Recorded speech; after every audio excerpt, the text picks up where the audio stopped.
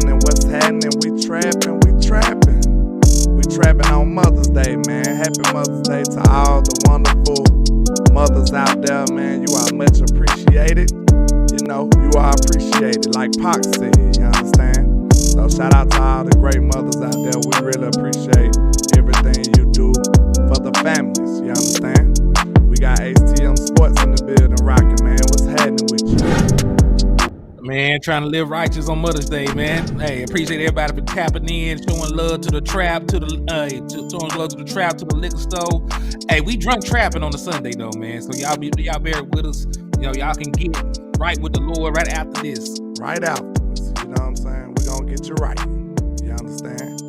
But we are here to talk about some good old Cowboys content. What's happening? Shout out to Landlord from Wakanda in the building. Miss Regina Green with the green. Stephen Harrison in the building. What's happening? What's happening? I hope everybody's having a good, what can I say, evening, I guess. Not really, but you know. Let's get it. But shout out to everybody rocking, man. We finna get into the content. Let's get it.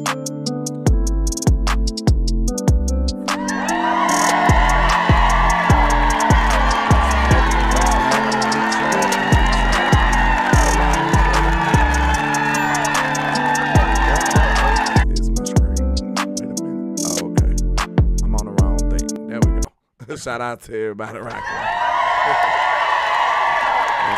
happening? Now you might think you at school or even at home or watching us through a phone, but I promise you, we drunk trapping today, baby. Trap. I promise. Trap. Happy Mother's Day to all the great mothers out there, man. Shout out to y'all. We really do appreciate everything y'all do. But what's happening with you this morning, Mr. Hen? Man, I'm doing good, man. You know, having my morning cup of coffee. You know, sitting back and you know we seen some stuff that caught our eyes, man. So we thought we'd come on here and talk to it about with y'all about it, man. Absolutely. It's some very interesting things going on, but I might have seen it was a bird or a plane. Oh, it's nefarious news, of course. That's what it is. Let's shout out to everybody rocking, man. Mr. Brian Kite, Bruce got the toxic juice. Let's get into the content, man. Let's see. Where is my buttons at this morning? Bang. Yes, sir, Steve. Celebrate. Wait a minute. See, I think I was messed up this morning. Let me see. I put it in the wrong one, I think. But here we go. What areas and what passes? Now we got Mr. Mike Solari talking about the offensive identity and what he gonna do with Mr. Luke Schoonmaker. And shout out to Taiwan with the $5 super sticker. I appreciate you, sir. What's going on here? That is Schottenheimer talking, not Solari. That's Schottenheimer. My bad, Brian. Schottenheimer. My bad. Okay, let's go. Game, do you feel like you can tap into right away? Yeah, really excited that we got Luke. The way it fell was great. I think when you look at him, he's a guy that we felt really could do everything, right? He can control the C gap in the run game. He's been well coached. He's real polished in the run game because of the way he was taught at Michigan, his strength, his lower body strength, his ability to fit combinations. But you don't realize how fast the guy is. I mean, he's a legit 4.58 guy. And wait a minute, man. Is he blowing smoke up our tail, man? What he doing now? Trap. Do you think well, I don't know what he's doing, but shout out to Taiwan for the $5 donation, my guy. They got you another entry for the Dallas Cowboy jersey on the 31st. So if y'all want to be like Taiwan and have a chance of getting a Dallas Cowboy jersey, you hit that cash app, man. Yes, also, for everybody that participate with the liquor store, we got a poll going on the actual page. Oh, it's going to be to choose which Dallas Cowboy ticket we're going to raffle off. The choices are between the Jets, between the Eagles, the Giants, and Detroit. So those are the four options for the 4 home games. And, you know, y'all go vote over there and y'all decide which one we're going to raffle off. So salute to y'all. But, you know, back to the actual content, man. Like, it really just depends. You know what I'm saying? Like, I was never high on getting a tight end. But, you know, in terms of, like, 40 time, we can just take a look and see what the hell he ran, right? See, you know, that's public knowledge, what he allegedly in. Yeah, the facts is the facts, but I'm saying, like, he has some pretty glowing, high remarks to say about the young man. You know what I'm saying? Now, of course, they ain't gonna have a diss record on the young man. So, you know what I'm saying? But he was pretty glowing talking about him. Like, he said he glad the way it felt. He said he's a legit 4-5 guy, so he feel comfortable about him hitting the seams and going down, threatening the defense vertically. That's a lot of stuff that I didn't really technically see that much at Michigan. Now, that might not be due to what like his skill set, but it might be more like telling about how they wanted to use him. You see what I'm saying? Well, this is the thing. Like, the things that he said were not, things that. Listen, I ain't saying that he didn't do it at all. He just didn't do it a lot at Michigan. You know what I'm saying? Like, there's like a handful of plays you can catch him actually going down the seams, right? But he is mostly a great blocker. He mentioned that his ability to seal, his ability to block well at a high level, right now. So, like, those are things on his scouting report. He is a physical player. He is a good blocker. You know what I'm saying? Like, he can chip and release. Like, he got that down. He can seal the block and then get open, just by faking like he's not part of the pass play at all. So those are things that he has put on film that he does excel at. But it's a wait and see thing for me. Even with him getting a glowing review, y'all know how I felt about getting a tight end. And y'all also know how I feel about other guys on his roster like Jake Ferguson. I think right now, as of today, he's a better overall NFL tight end. Because I think he's a better weapon. But we'll see. Let's say like you said, he ain't gonna go out here and drop a two. He ain't gonna go out here and drop a Tupac, hit him up this on him. He ain't like gonna hit him up. Shoot. I don't even know what a Schoonmaker is. You know what I'm saying? He ain't gonna go out there and say that. He ain't gonna say F is college in the click he claim. He ain't gonna say that now. You know what I'm saying? So he ain't gonna go full Tupac on him. So we understand that it's gonna sound good, like initially, of course, but. Real quick. Shout out to T Smooth TV for the $5 donation, man. They got your entry into the raffle on the 31st, and I appreciate you for the love and support, my guy. Thank you. Shout out to T Smooth, man, with the support. We appreciate y'all. But what was I? What we were just talking about? You threw me off. My bad, man. We were talking about Schoonmaker not getting dissed immediately. Oh yeah, of course they ain't gonna do him super bad. You know what I'm saying? And I've heard some interesting reports somebody was saying like that they looking at him to be like the leader of the group. You ain't hear somebody say that? One of the reporters was saying stuff like that. So I'm like, I hope this ain't one of those forcing issues. You know what I'm saying? Hopefully they ain't gonna try to force this. I hope it just happens naturally. You understand? Cause of course I'm taking what's his name? Ferg over both of these boys. So. Trap. I've actually seen Ferguson produce in NFL. You know what I'm saying? So I don't know. Yeah, see, hey, and listen, when me and Choctaw agree on some shit, you know it's real. Straight up. That's very seldom. You know what I'm saying? Shout out to my brother Choctaw. Choctaw don't agree with nobody. I like Choctaw because he always speak his mind when he comes to the chat, man. He don't just come in here and agree. It's always a fight. Oh, that's my dog. I rock with him heavy, man, because I like the contrarians. You know what I'm saying? Yeah. Because that's healthy debate because it's a lot of stuff that we need to discuss. So yeah, that's why I do enjoy people that can test some of this stuff. You know what I'm saying? Because we don't supposed to be uniform. That's why we discussing it. Mm-hmm. You see what I'm saying? We discussing it to transfer thoughts and opinions and trying to get the best result out here on this field, man. So, yeah. Right. And listen, when you agree on too much of something, that means either one or two things. Either Dallas Cowboys are doing a lot of shit right or they doing a lot of shit wrong. Straight up. Like, it ain't no in-between in that area. You know what I'm saying? But, yeah, man. So let's get back into some more of the interview. I like what he said, though, so I'm hoping he ain't just trying to be nice. You know what I'm saying? We need you to tell us the truth, too, sir. You know what I'm saying? Don't toe that company line that much now. But I'm sure he got to be kind of high on the guy anyway, because they did draft him, so they got to at least like him. You know what I'm saying?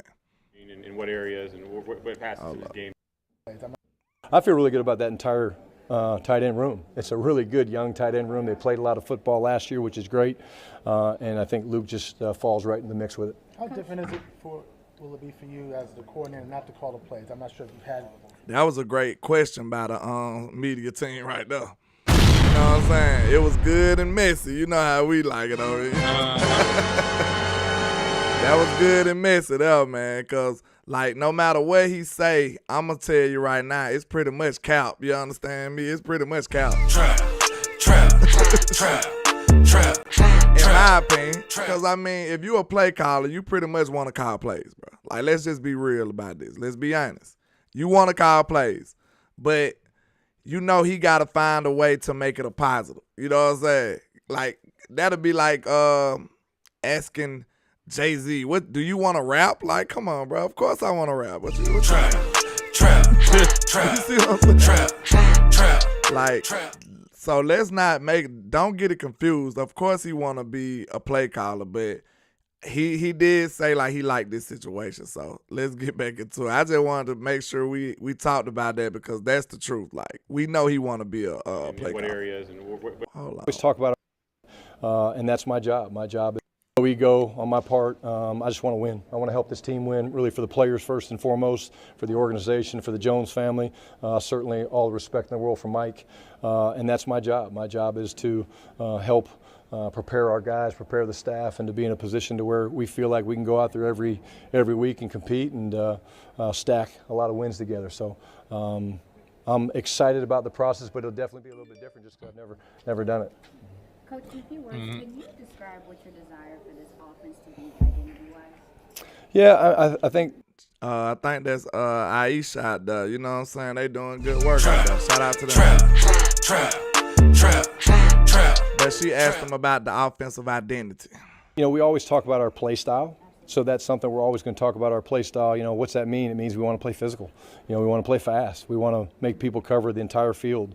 That would be the first thing. The next thing I want to see, which is where we're kind of focused now, is fundamentally sound, right? We're on the process where we can't get in pads. We can't hit. We can't use helmets, okay?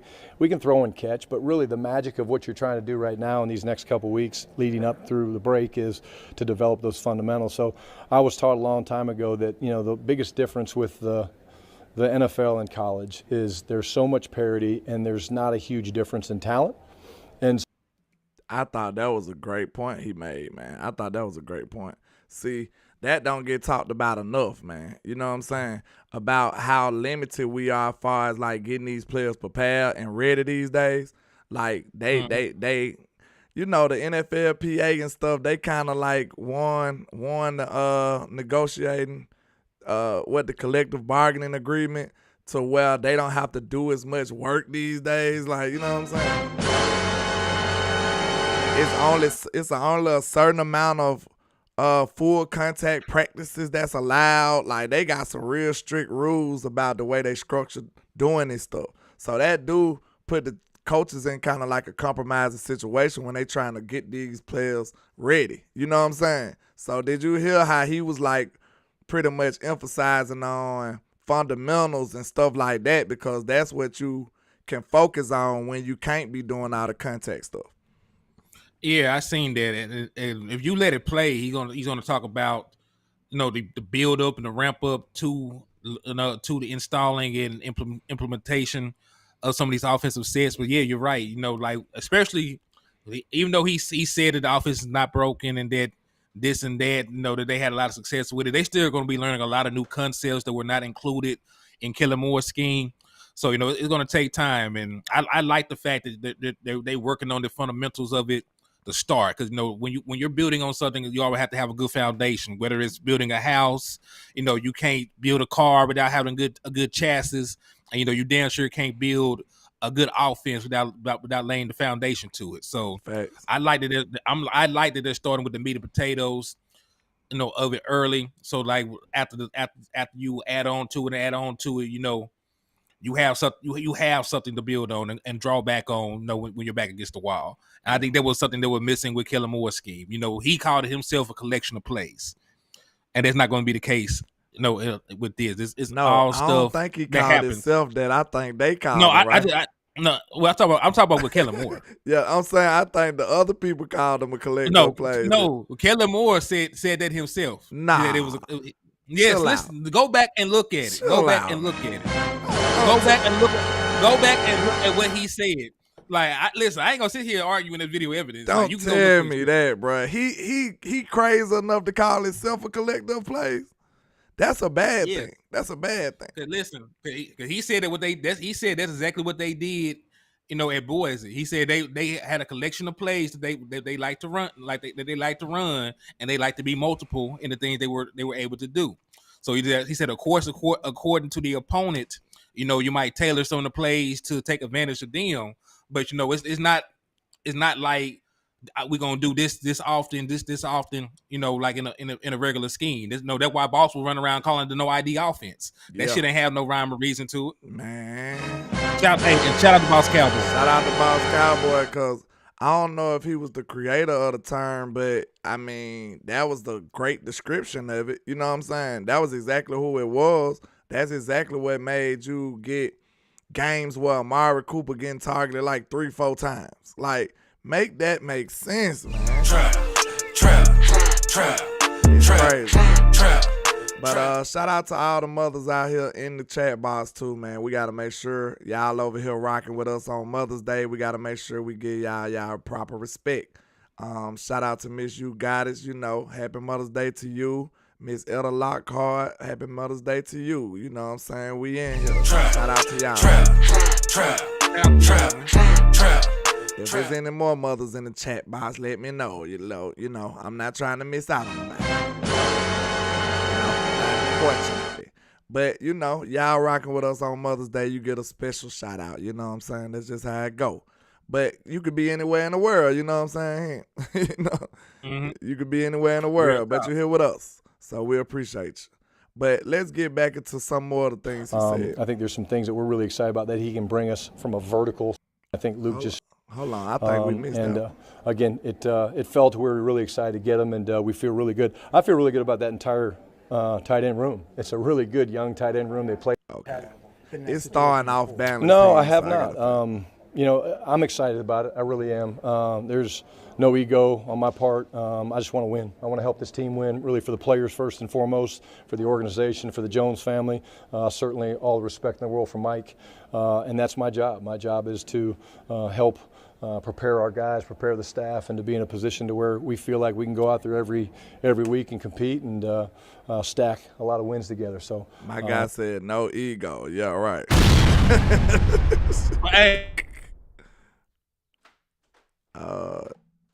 Sound like I lost you here.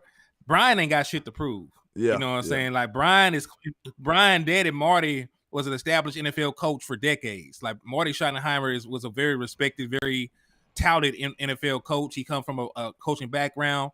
Brian himself has been a play caller in the NFL multiple times. I got him multiple opportunities to be in the league, be around great offensive minds, this, that, and the third. Like, he is not a guy that has to prove himself, because Kellen Moore, if we're gonna do this from like a class system, like he is like the Schottenheimer family is like nobility. And then like Kellen Moore is a guy that's more like a commoner or some shit. Like he had to prove himself in NFL sports. Facts. I'm just saying, like I'm not saying anything about Kellen Moore, as a person, but just from the way, just from their backgrounds, like the Schottenheimer family is a lineage. I'm pretty sure Brian kid is going to be in the NFL coaching if they ain't already. So it's not the same. Kellen Moore got to go out here and try to reinvent the wheel, showcase that he's a boy genius. Brian Schottenheimer just got to show it to work. Facts. He trying to get a job. Brian Schottenheimer then been there and done that. You know what I'm saying? So I respect that part of it too, because you see. Now, I know, like I said, I'm joking with him saying no egos, but it could be very close to being true, because he done been successful. You know what I'm saying? Like you said, he got lineage. He got NFL in his DNA. So it ain't like he's trying to show the world, look, I belong. Like Kellen want to show everybody he belong. And that ain't what we got. You know what I'm saying? That's not the same type of vibes that Schottenheimer gonna be on. He know where he belong. He's been successful before. He's been around the block before. You understand me? Trap. When you been around the block before, you ain't gotta do all that proving. So you was absolutely right on that. So let's continue. I'm excited about the process, but it'll definitely be a little bit different just because I've never done it. Coach, in a few words, can you describe what your desire for this offense to be identity-wise? Yeah, I think, we always talk about our play style. So that's something we're always going to talk about, our play style. What's that mean? It means we want to play physical. We want to play fast. We want to make people cover the entire field. That would be the first thing. The next thing I want to see, which is where we're kind of focused now, is fundamentally sound, right? We're on the process where we can't get in pads. We can't hit. We can't use helmets, okay? We can throw and catch, but really the magic of what you're trying to do right now in these next couple weeks leading up through the break is to develop those fundamentals. So I was taught a long time ago that, the biggest difference with the NFL and college is there's so much parity and there's not a huge difference in talent. And we've had a lot of discussions. It's certainly a starting point. When you put in OTA install 1 and you go through the process, there'll be things maybe in OTA install 1 that might be a little different in training camp install 1. But the way it's set up is pretty cool. They hear it in phase 2 for the first time. So our vets have heard really we're 12 concept teach days in. Okay, so a concept teach day is basically where we take a family of plays and install those, all the different adjustments and things with. Wait a minute, Hen. Wait a minute. Stop the show. Did you hear what he said? That was very interesting to me. Run it back. He said, well, okay. Not as many formations in. Okay, so a concept teach day is basically where we take a family of plays and install those. Did you get what I mean? The difference. He said a family of plays. Look, you just said one guy is a collector of plays. This man just said he got a family of plays, which means that that's basically saying that this man has a plan. He got a scheme. You know what I'm saying? He might be able to show you one formation that look one way, and then the other formation, it look a different way. Like he might be running the same personnel out there and do something completely different. He gonna be able to swindle the defense because this offense will have an identity. That's what that means. That's what that means. I agree with that. And listen, like you said, it was just back to the original topic. Like you said, one guy ran a system, no ID. He wanted to be confusing and multiple and adaptable, and they just want to run certain plays and be very good at running them. And that's really what makes it special. Yep. And when you are able to just lay a foundation like that, like he talks about in a second, if he finna talk about playing fast, you know what I'm saying? When your offense is overly complicated, you are not playing fast.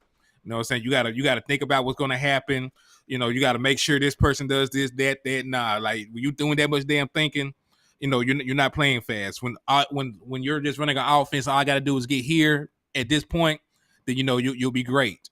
So that's what I like about it. So let's continue with the clip. When he said family of plays, he won me over. That's sad that it's just that simple term that we need over here. You know what I'm saying? It's sad. Very necessary. I'm excited about the process, but it'll definitely be a little bit different just because I've never played fast. We want to make people cover the entire field. We can't use helmets, okay? We can throw and catch, but really the magic questions, it's certainly a starting point. When you put in OTA install 1 and you go through the process, there'll be things maybe in OTA install 1 that might be a little different in training camp install 1. But the way it's set up is pretty cool. They hear it in phase 2 for the first time. So our vets have heard really we're 12 concept teach days in. Okay, so a concept teach day is basically where we take a family of plays and install those, all the different adjustments and things with not as many formations. And then when we get into OTAs, we'll actually put together real installs with specific formations and builds, and then we'll tweak those as we prepare for training camp. So when you do it right, which I think we're doing it right, they hear it one time in phase 1 and phase 2. They hear it again in OTAs. They hear it again in minicamp, and then you try to perfect it when you get to training camp. That's at least the goal.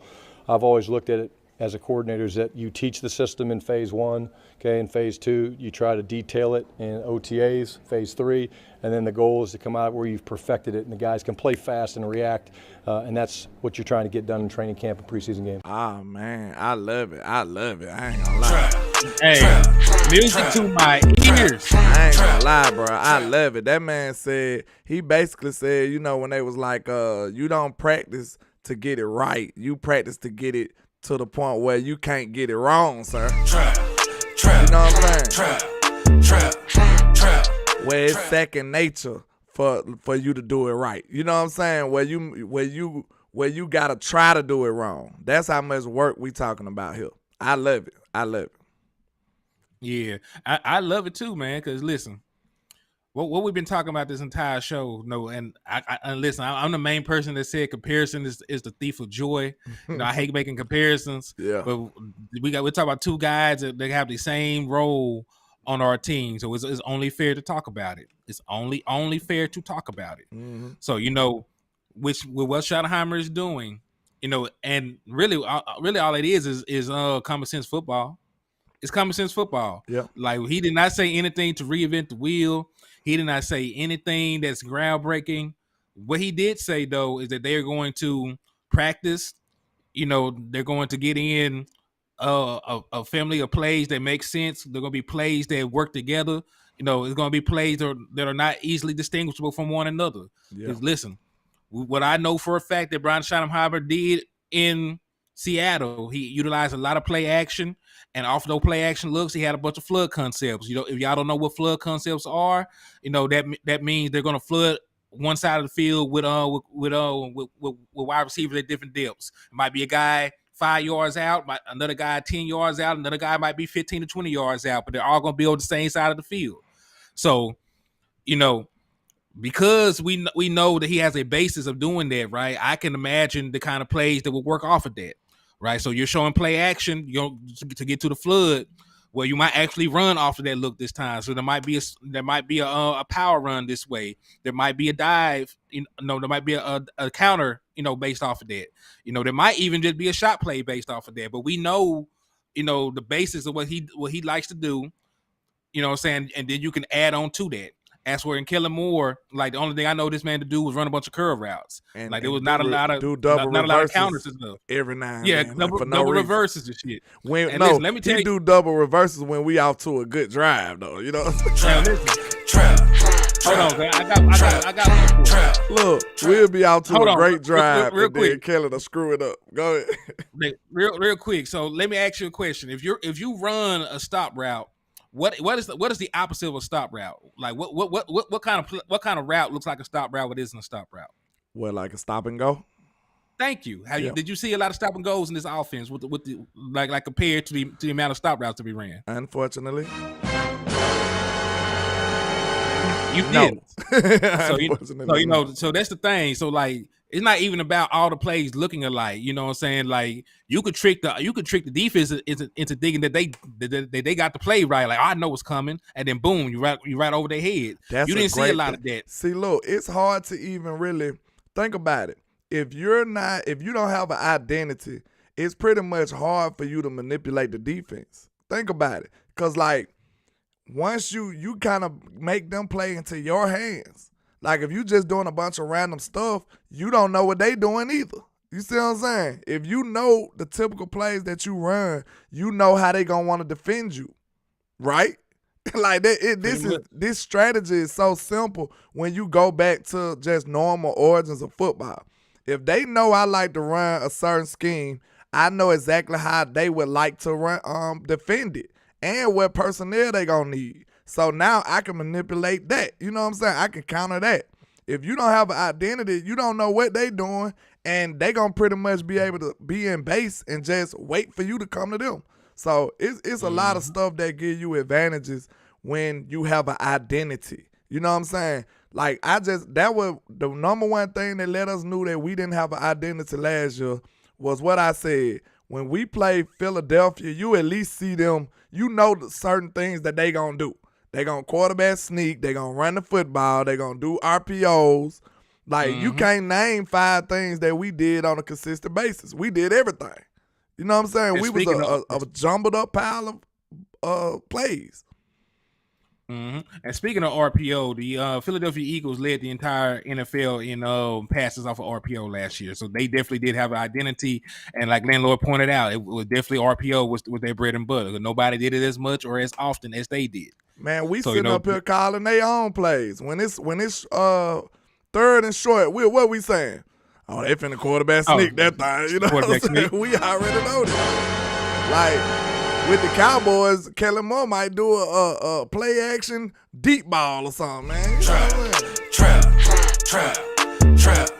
That's the difference. So that's what we trying to let y'all understand, that the lack of us establishing the identity really kind of hurt us a lot, especially down the stretch.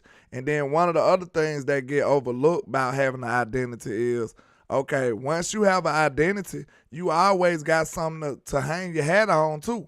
Because, like, the game might be out of whack, but if you got an identity, you know, I do this well. You know what I'm saying? You need one thing, like, bro, if all else fails, I know I do this well. We execute this top tier type levels. You know what I'm saying? Trap. So if you don't get that, if you don't have that in your bag, you pretty much screwed. Because, like, what do most people do when they get into a situation, when they back against the wall? What most play call, they go back to what they do well and go back to the basics. When our back got against the wall, what we do? Screw it up. That's what we did. Yeah. That's what we did. And a situation like 2nd and 2 in the goal line, after Tony Pollard got hurt, that's one of the situations where you're back kind of against the wall because you just lost one of your best playmakers. It's the playoffs. You behind. It's a lot of things that's going against you right now. So you pretty much, you're back against the wall. And in a situation like that, I would very much so prefer a play caller that's very much proven already, that's been around the block before, that got a long list of plays that he can refer to, and then know exactly how to handle these certain situations. So we didn't have any of that, man. Yeah, for example, like people gave, Linehan a lot of flack for being predictable. But I want y'all to go back to think about a game that he called in 2016 when we went to Pittsburgh. We started that game. We ended up winning that game, but we started that game down 12-3. Would have been 14-3 had they just kicked the field goal instead of for going for 2-point conversions 2 times. So what happened? The offense was sluggish. We were not moving the ball well. What did he do? They went to one of their bread and butter plays. They called Linehan special. As y'all know, it was just a screenplay to Ezekiel Elliott. And what he do? Take it for a touchdown. So, the reason they know that it works is because they had used it early in the year. They had used it multiple times in the year. They were their best screenplay. Mm-hmm. So, that's type of shit we're talking about. Like when things are going sideways, when you don't start the way that you think you should start, you need to have something to get you back on track. That's a great statement right here too, real quick. Paul said the element of surprise is the setup. Man, I think he put that perfectly. You know what I'm saying? It's the setup. Because you could be doing these normal handoff, and then hit them with a haymaker and now it's a touchdown. You know what I'm saying? See, they people that just want to call random plays, they don't get that. And then a lot of times, them random plays ain't setting that up. So that's why you don't be successful. You see what I'm saying? Like, if you just calling random plays, you ain't setting nothing up. You are not in control right now. I feel like you in control when you got them on the ropes and they think they know what you're doing, but you sitting up there like, hey, watch what I do to you when that time comes. You see what I'm saying? Yeah, and we very rarely saw Kellen Moore set up plays and then actually come back with a counter. You know what I'm saying? Like that shit was very far between. Man, I could think of a handful, but not a lot. Man, look, I'm sorry, bro. It was one of them instances, bro. They was that was Stephon Gilmore when he was on that interview. It was a minute ago, but it was an interview about Amari Cooper. It was about him playing against Amari Cooper that year when he was still at New England. And that was the defensive player of the year for Stephon Gilmore. And he said, one thing about Dallas, if they show you a look early in the game, they coming right back to it. Trap. So if that's the case, if he had a scheme, wouldn't that let you see, like, okay, and somebody who know what they doing, you will be scared to commit to the same look you seen. Right? You will be like, oh, this look like the same play, but maybe he trying to trick me. Like, they don't even have the threat of being tricked with Kellen Moore, man. Like, this boy Stephon Gilmore put his foot in the dirt and got an interception because he know that Kellen Moore is going to be pretty much doing the same old stuff without no variations to it. Like, that's crazy to me. That's crazy. Yeah, listen, it's a safe bet. You know, if the wide receiver stops in front of you, you know, it's a safe bet that you can just try. You can try run full speed and jump the route. It's not gonna be, like you said, it's not gonna be a stop and go or a slant and go or none of that shit. Like they're gonna just try it and get the stop route thrown. He never do that. And what's so sad is everybody know that's like a cheap touchdown. Like a sorry team will get you on a stop and go sometimes. You know what I'm saying? Like Washington. We know they super sorry. Look, a sorry team will get you on a stop and go from time to time. So why wouldn't you incorporate that into your scheme from time to time? Like, just to shoot your shot. Like, okay, let me see if this works. Just pull it out at least once or twice a game. Like, we never did stuff like that. No, listen, it was a lost art. And listen, if he actually had that installed into the offense, we might have been even better. Yeah, but think about you ran it at such a high rate. You know that they're going to start trying to jump it. So you know, like, listen, like we could have had a couple more touchdowns just off of stop and goes. But like you said, it never turned to anything. But what Choctaw say though? We're gonna read the brother comments. I thought he was talking about the scheme, but he kind of went to something else. But he was like, football is like boxing and MMA. Pick and choose your weapon. Round one, fight. Dallas proceeds to drop 50 on Philadelphia and then pay your respects. So, yeah, he's still eating on the Eagles. But I really do like how, like, it's straight strategy, man. Like, this is the art of war. Like, that's what the real OC's doing. You see what I'm saying? That's why you can clearly see that we'll be in a deficit if we going up against a good coaching staff. Because we like, Kellen can't even match wits with these dudes. Shout out to West Coast Cowboy in the building. What's happening, sir? Trap. What's happening? Hey, shout out to Cuzzo. What's up with you, my guy?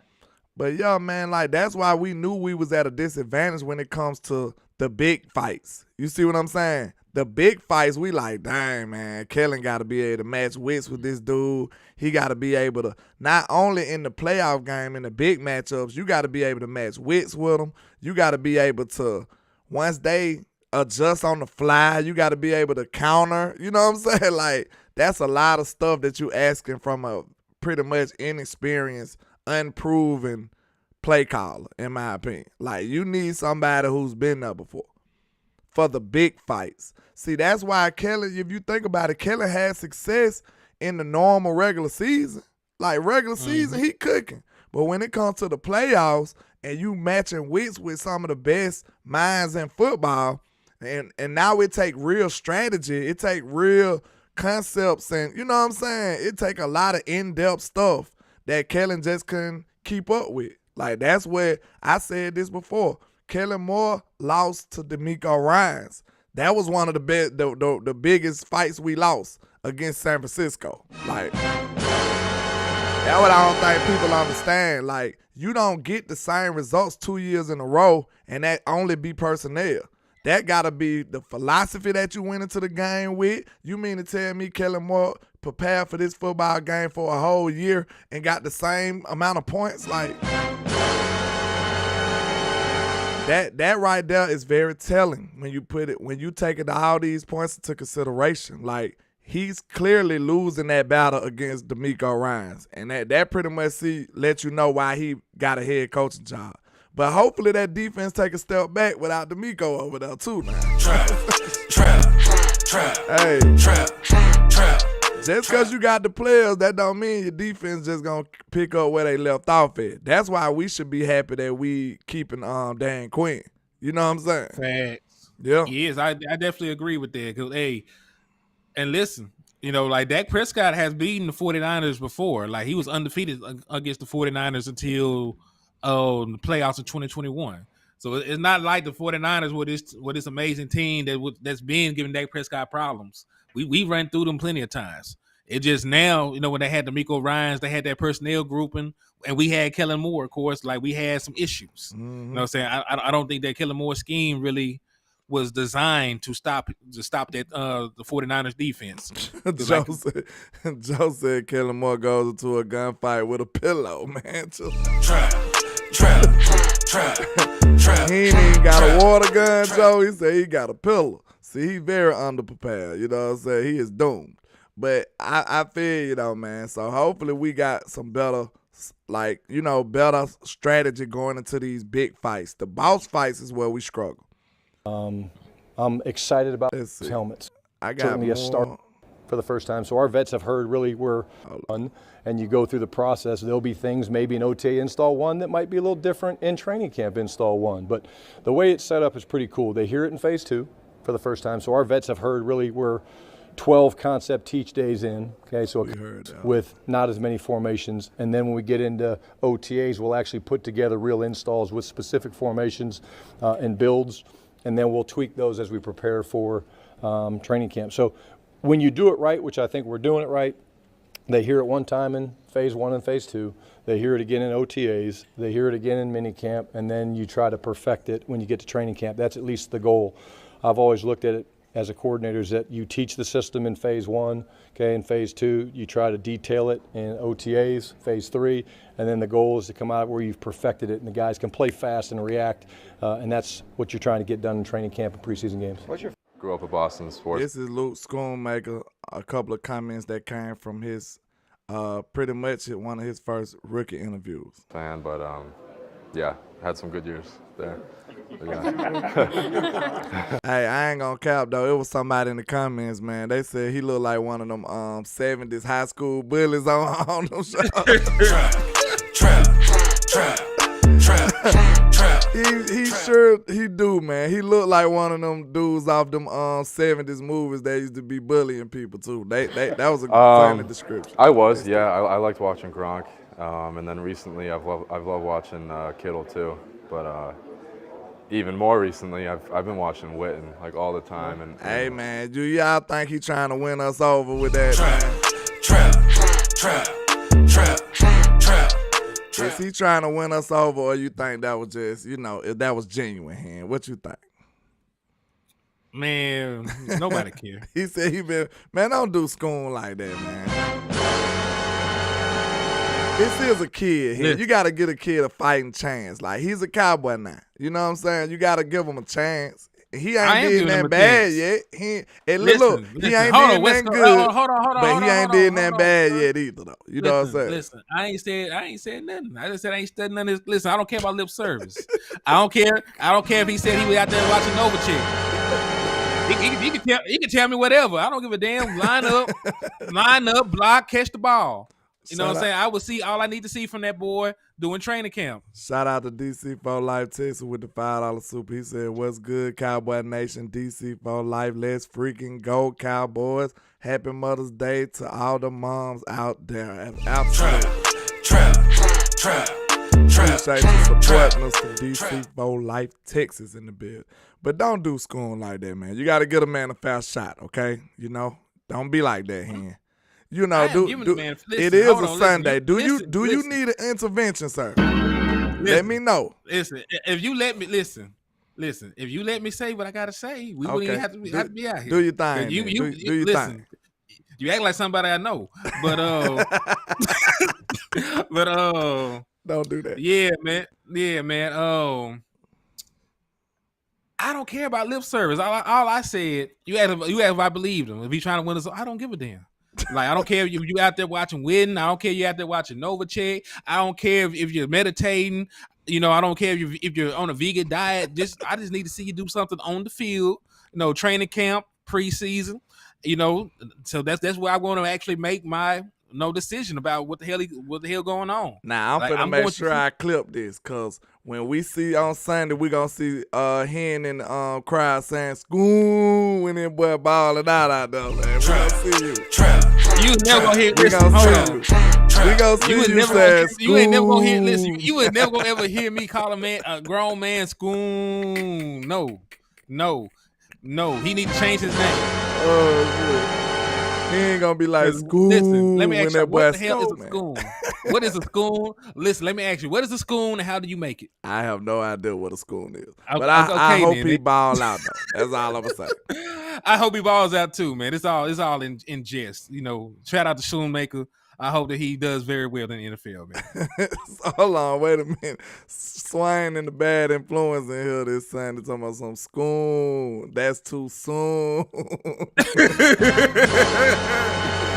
Oh man, y'all so crazy. Ultra Cowboy, so look, I'm thinking you took a likening to Mr. Schoonmaker because you been dogging Tolbert out, and this man played a collection of 3 plays, but you been dogging him out. So if you know what I'm saying, I want to see you keep that same energy. If Schoonmaker don't make it on the field as much, you know what I'm saying, I want to see you keep that same energy now. That's what I want to do. You got to be fair. You know what I'm saying? Because, like, the one thing I had against what you, like, how strong Mr. Ultra Cowboy stance is on Toe, because he be cooking my boy Toe. The reason I feel like you can't just go that far, Mr. Ultra Cowboy, is because if you've been on a team before, it might not be your fault the reason why you don't get no playtime. Like, it could be some politics. It could be anything. It could be a collection of things that make you not be on the field as well. So I still try to give him a slight benefit of the doubt. Like, I seen the physical traits. That's why I believe in him. I think he can play. But, you know, we'll see what happens this year. You might be right. I might be right. We'll just have to see what happens. That's all I can say. You know? Yeah, listen, it's wait and see for everybody. Just like I believe in Tolbert, I still ain't seen it. You know what I'm saying? So like, I have to see his age. I don't care. Listen, that'll be the same thing with Tolbert. I don't care if you've been watching. I don't care if you've been watching Playmaker film. I don't care about if you've been watching Drew Pearson. Go out there and show me something on the football field. See, it's the same thing with Schoonmaker. Wait a minute. Because look, this the type of politics I mean. Okay, he said Schoonmaker will be tight end number 1. But do that means he will be the best tight end? These are the questions I'm asking. Because I think people don't get what I mean when I say this. Just because they force him into the starting lineup because they used the 2nd round pick, that don't necessarily mean that he'll be the best tight end. Because we've seen foolishness like that occur. You understand? They try to justify themselves. So that don't necessarily mean he'll be the best tight end. But I'm putting my money on Ferguson. That's what I'm saying. I think Ferguson is the better player, and we'll see who right. That's all I can say. We'll see. Mm-hmm. Yeah, listen, like I think Ferguson right now, because let's think about this. Just think about it in terms of development. Ferguson has been in the league already a year. He's been practicing with Dak Prescott the entire offseason. Right, he has a year of development on his belt. Been through an offseason program, been through OTAs. Already had his rookie minicamp under his belt. So in terms of development, having timing and a relationship with the actual guy throwing the ball, he's going to be way ahead of Schoonmaker year 1. You know what I'm saying? So like realistically, you know, you would think that Jake Ferguson would be tight end 1. You know, to start. There's no way in hell that you can really believe that a tight end that only had 1 year of production in college should be able to come in and take his job, especially if our tight end coach is doing his job. Yeah. There's no way that he should be able to catch up to him that quick. Facts. And then you hear how Lunda Wells talking about these tight ends. He is very high on Jake Ferguson and Hendershot as well. But I think they just look at Schoonmaker as an inline tight end, and that's like probably not what Ferguson can do it, but that might just not be his strong suit. I think Ferguson a little more on the receiver end. You know what I'm saying? But we'll see. He said Ferguson is not as talented as Schoonmaker. You talking about numbers? You talking about testing? Because that don't necessarily reflect what happens on the field. Tom Brady was not as talented as Ryan Leaf. Kelvin Joseph is one of the most talented corners we got on the field. Like, that don't mean nothing. We talking about testing. Kelvin Joseph, what he ran, like a 4.3? That boy He ran a fast. Kelvin Joseph ran a 4.3. He played in the SEC. You know what I'm saying? Then so like you said, like Tober. I mean, not Tober, but Joseph was supposed to be this extraordinary cornerback, and ain't did a thing since he's been in the That league. boy, the most athletic corner we got out there, probably. And he has been playing like hot garbage. So I don't think you want to use that just off of testing. You know what I'm saying? There is a reason they drafted Schoonmaker. Even Brian Schottenheimer said they wanted him for vertical routes. Hey, I'm not betting against the kid, but I'm just saying I want you to know that I feel highly on Ferguson as well, man. I think y'all sleeping on Ferguson. You know what I'm saying? I think y'all sleeping on Hendershot. You know? And listen, what else are they going to say, Kinfo? They're not going to go out there and say, "Yeah, man, we spent the second round pick on this tight end and he ain't been doing shit." Yeah, they ain't gonna diss him. Even if it wasn't true, they even if it was was true that he's not out there doing something, they're not going to say it. So like we will see when they actually line up, and we will see week 1 who the starting tight end is. And I give it a little more validity if, say, for instance, it was 2-3 more high-end tight ends on the board and they still took Schoonmaker. I take it more, you know what I'm saying? I put more respect on it then. But we know that tight end kind of got washed out and they went and reached for Schoonmaker. Most people knew that was a reach. This man was not the best talent on the board. So regardless of how y'all feel or how high or low you is on him, it was plenty more like better talents on the board. Maybe not at tight end, but at different positions, it was nowhere near that he was the best player in that range. Yeah. Man. I ain't know you was dissing, man. Don't do that. Like I said, I like the contrarians, That don't mean I'm right. That don't mean he right. But we'll see. That's all that means.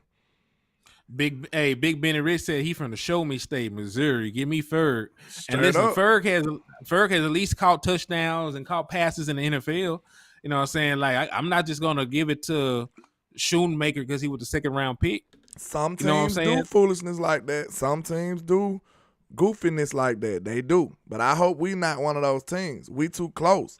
Now, most of the time you'll get a team doing some foolishness like that if they far away from being a real threat. You see what I'm saying? But like we too close to being content. Like we in a contention window, so we don't got time to be doing goofy stuff, man. That's all I'm saying. Right. And listen, if he goes out there, he earns it. The key word is earns it. He deserves to play. But if he's not better than Jake Ferguson, then his ass need to be the backup tight end. And and if they really want to run 12 personnel like that, he can still get on the field. See, the way I am, for the sake of the team, Ultra Cowboy, I pray you right. I hope he come out here and be way better than Ferguson them. Like that's I hope he is. But I'm just telling you my honest opinions and my honest evaluation of the player from right now compared to Jake Ferguson, what I seen them produce in the NFL. I can't sit up here and lie to you and act like I just feel like he better than Ferguson. That wouldn't be true. I wouldn't be being honest at that point. Troy Moore says, question, landlord, is Schoon what you wanted in the sense to help us win now? That's a good question. No, that's a good question for me. Yeah, that's a good question for me because it really fell in a bad groove to me because I felt like tight end was kind of a win now move. You know what I'm saying? If you get one of them ones where you think he's just going to be way better than Ferguson, and now you got a great tight end. Like, if you felt like that, okay. But I felt like they got tight end and then still found a way not to be win now. So it's like they screwed me, Troy. Like, I don't know if that's the answer that you might want, but that's how I feel. Because I feel like they found a way to get tight end and not be in win now mode. That's just how I feel. When they selected him, he was not the best player on the board. You know what I'm saying? Like, he didn't even have a second round grade. Now over here at HTM Sports, did he have a second round grade to you, landlord? From what we had? No. Okay, no. I talked about Boss Cowboy. He did not have a second round grade to Boss Cowboy. So you know what I'm saying? That's just us. And then you look at the media, they didn't give him a second round grade. but he got picked. He got his ass picked in the second round. Yep. So like there were better talent. And shout out to DC 4 Life Texas for the $5 donation. They got you another entry into the raffle. So shout out to you for the love, the support. And if y'all want to be like DC 4 Life and improve your odds of getting a jersey, just hit that cash out. Yeah, with that said, did you just kill an Eagle fan? Hopefully. No, drop a bomb on him. But yeah, man. Like I don't believe so in terms of like helping the team win now. If you wanted to win now, you could have got a tackle, you could have got a guard. Tank Dell was available. You could have improved your wide receiving room because remember, y'all talk about Mike McCarthy likes tight ends, but when he won the Super Bowl, he was going 4 wide. They were going 4 wide. That's a good point right quick, Micah H. That's what I feared, though. That's what I was telling HTM and West Coast before we left. Know what I'm saying? He said maybe the best player for them and their plans. Exactly. That means, I hope they plans are right. Because, the safest way is just to get the best player. You know what I'm saying? Because that sounds super needy to me, though, Micah H. You know what I'm saying? That's where I feel like you get in trouble when you reach for need. That's where you get in trouble at. Like, that's the easiest way to flop your draft pick, in my opinion. So, and bro, it wasn't even a need. that's my issue. I wouldn't even necessarily feel like it was a need. Because you just invested a 4th round pick in Jake Ferguson. You know what I'm saying? You tried out Peyton Hendershot. Y'all said y'all like what y'all saw from him. You got McKeon on there to be your special teams tight end. So you had tight end sold up. And then like my brother landlord reported now, you did not necessarily just jump up there and improve. It's not like you got one of these tight ends that had a 1st round grade. You got a guy that you probably overdrafted. Now, if you sat up here and told me, because I told y'all, like, this what's weird about me. I been felt like Dak was missing this dominant tight end. If you sit up here and tell me that you gonna get Dak this dominant tight end, I feel like, okay, this is a win now move. But I don't see him just being this dominant tight end taking over everything from day one. I just don't see it. I hope so. If I'm wrong, I swear I'd be happy to come up here and eat crow in front of everybody. I would be thrilled. I would be thrilled to do so. Chata said NFL different beast. The Big Ten was horrible, to be honest, defensively 2 years in a row. Yeah.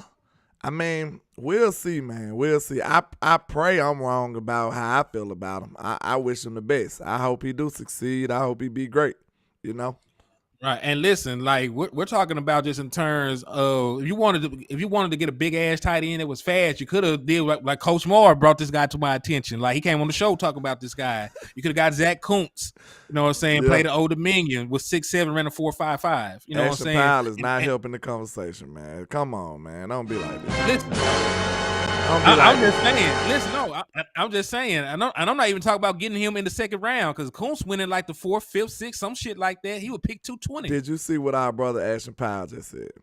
What my boy said? That was very discouraging, sir. He said, bro, he played behind Sean McKeon at Michigan. He couldn't beat him out then. Trap. Because people fail to realize this is an older player. That's another thing that's alarming for me.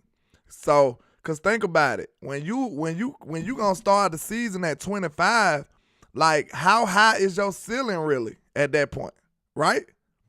You see what I'm saying? Like I think that's a question, cause like you already a 25-year-old tight end. Like how high is your ceiling gonna be from the player you are now into the player that we want to see you become?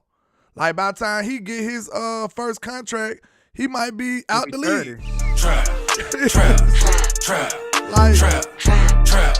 So this was what I'm saying. It was a lot of red flags with that pick. Like we ain't gonna sit up here and blow smoke up y'all behind and act like we just in love with the pick now. You seen my reaction. That was the truth.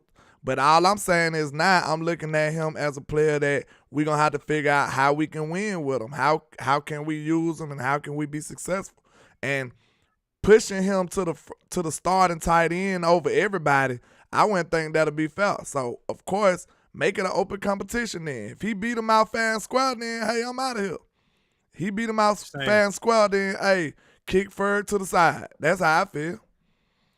I feel the same way. You know what I'm saying? If he goes out there and he outperforms him, you won't hear shit from me. You know what I'm saying? If he goes out there, he plays better, you know, that he earns the job, he need to be out there. You know what I'm saying? I feel that way about any position.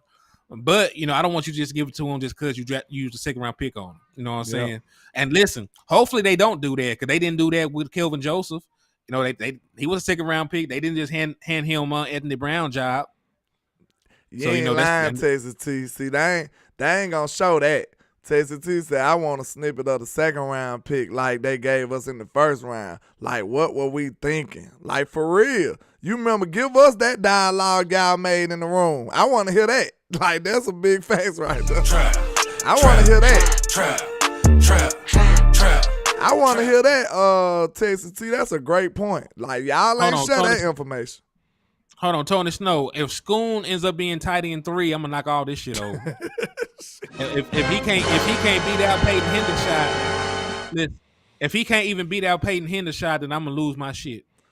So no, let's pray, you know, that he can at least be 1A and 1B. Like you know, because my boy over here, Michael H, is trying to be, you know, total line. He said they would still be competing for tight end 1A and 1B. You know, they do want to do more 12 personnel.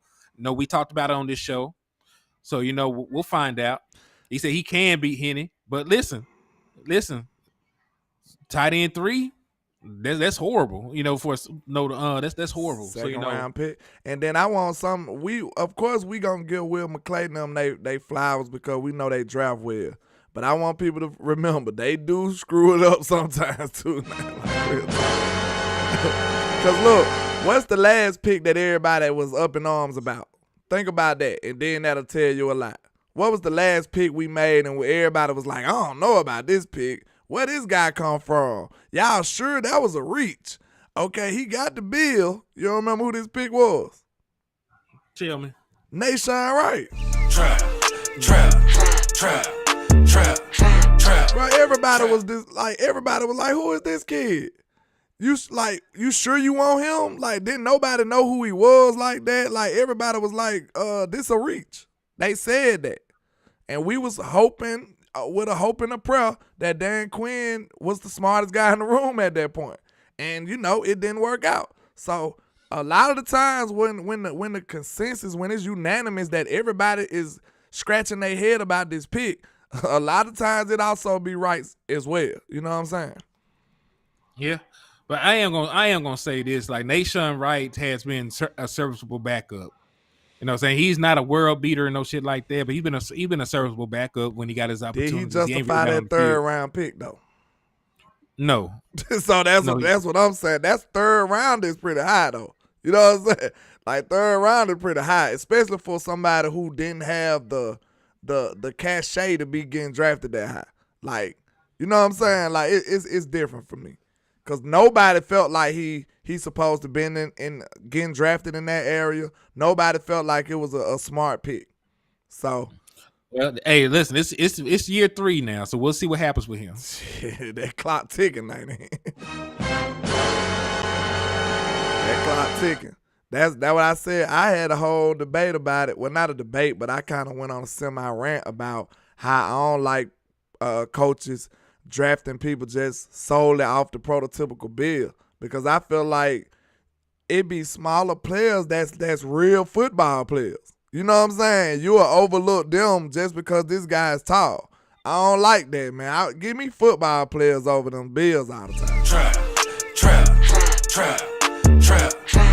See what I'm saying? Like, I don't want you to overlook a guy who's actually got the production and actually playing football just because this guy is tall. Like, nah, don't do that, bro. Don't do that. Give me the football player 2 times on Sunday. That's how I look at him. I agree with that, man.